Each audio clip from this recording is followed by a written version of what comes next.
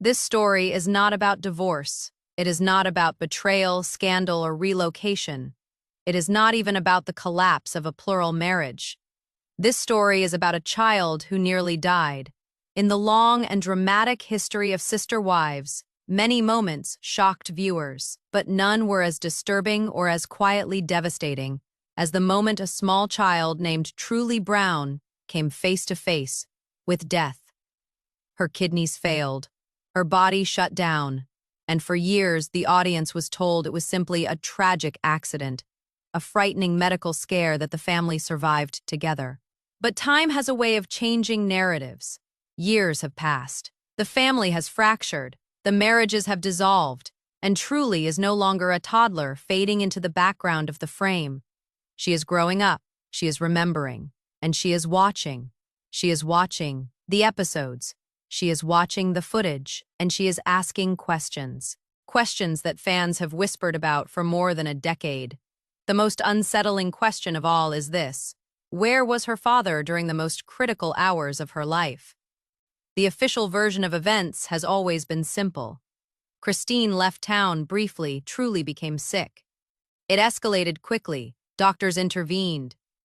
Crisis averted. But when you slow the footage down and align the timeline with medical reality, that story begins to fall apart.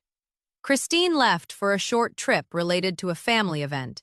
It was meant to be joyful and brief. She left her children in what she believed was capable care. They were with their father. There was no reason to panic.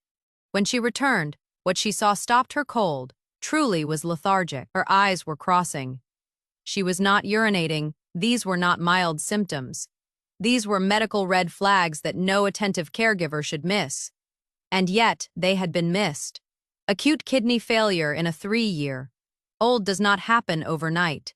It is not random. It is not sudden. Pediatric medicine is clear. Kidney failure caused by dehydration is the result of prolonged lack of fluids.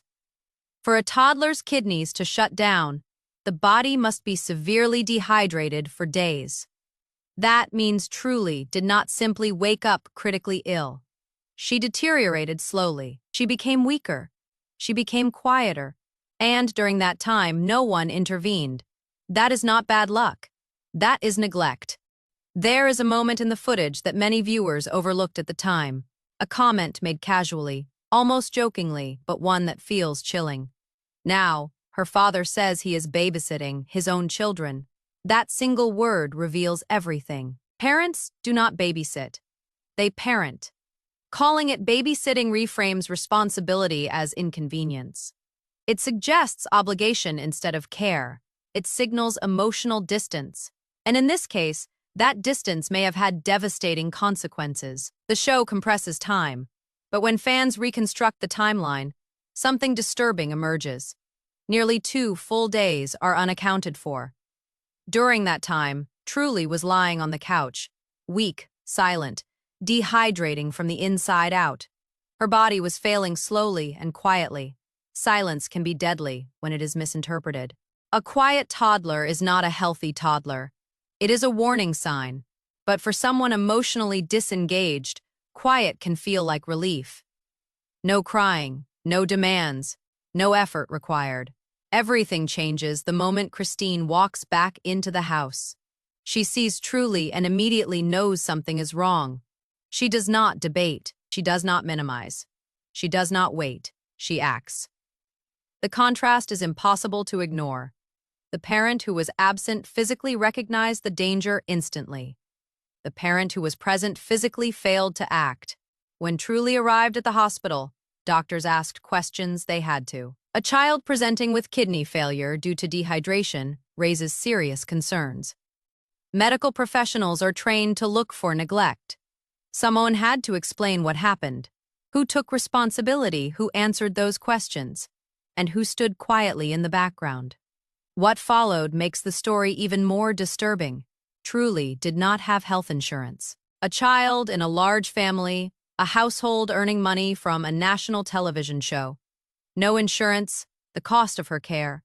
Emergency treatment, intensive hospitalization, specialists. Reached into the hundreds of thousands of dollars. That debt did not disappear.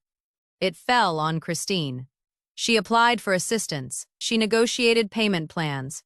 She carried that burden for years. Meanwhile, income was coming in: television checks, family funds. But that money did not go toward protecting every child equally. It did not go toward insurance or medical safety. Instead, it went into lifestyle choices, homes, comforts, personal priorities.